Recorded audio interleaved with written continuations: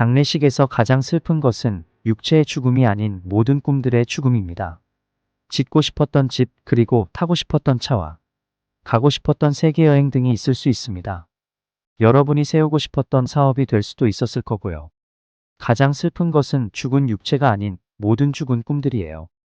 저는 세계 모든 곳에서 일해왔어요. 아시아, 중국, 남미, 북미, 유럽. 그리고 저는 항상 사람들에게 물어요. 진정으로 무엇을 원하나요? 라고요. 그리고 깨달은 것은 첫 번째, 대부분의 사람들은 상위 1%처럼 엄청나게 부유해지길 원하지 않아요. 그들이 원하는 것은 단지 어떤 재정적 걱정이 없는 상태일 뿐입니다.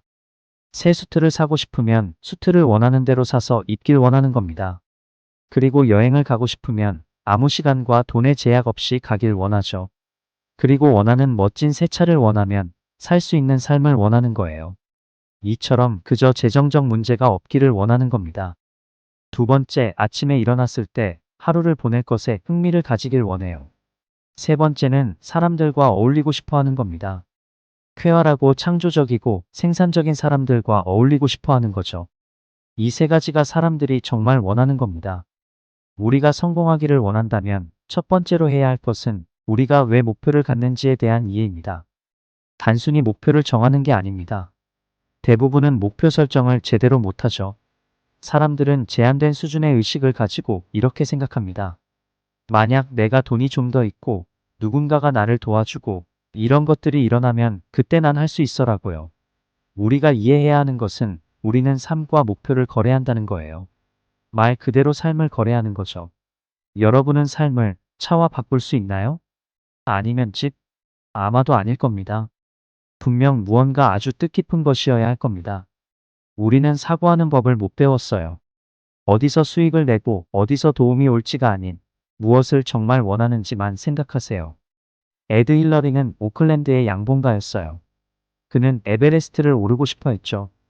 당시 누구도 에베레스트 정상에 오르는 걸 못 해냈어요. 사람들은 시도 중에 죽었어요. 그는 1951년 시도하고 실패했습니다. 1952년에 재도전도 실패했지만 1953년에 최초로 에베레스트 정상에 올랐어요. 텐징 노르가이와 함께요. 그는 정상에 오르기 전까지 어떻게 그걸 가능하게 할지 몰랐습니다. 에디슨은 세상을 어떻게 비출지 몰랐어요. 그가 성공하기 전까지요. 라이트 형제는 데이턴 오하이오의 자전거 수리공이었는데요. 그 당시엔 아무도 그들이 날아오를 것이라 생각하지 못했죠. 그들은 수년을 시도했었습니다. 그들은 해내길 간절히 원했던 거예요. 그들은 방법도 몰랐어요. 그것을 해내기 전까지 말이죠. 첫 비행은 12초 동안 지속됐습니다. 비관자들이 겨우 12초뿐이네 라고 말했을 때 라이트 형제는 이런 망할 철덩어리를 12초 동안 띄웠다 라고 말했었습니다. 누군가 목표를 정할 때 이렇게 말해야 합니다. 내가 진정으로 가치 있게 여기고 원하는 게 뭘까라고요. 내 마인드를 자유롭게 내버려 둔다면 내 상상력을 동원해서 정말 나는 어떤 삶을 원하는 것일까? 라고 말해야 하는 겁니다. 그게 여러분이 해야 할 것입니다. 그것이 시작점이에요. 또한 할 수 없을 것이라 말하는 사람들의 말을 절대 듣지 마세요. 무언가를 이룬 사람에게 가서 그들에게 물으세요.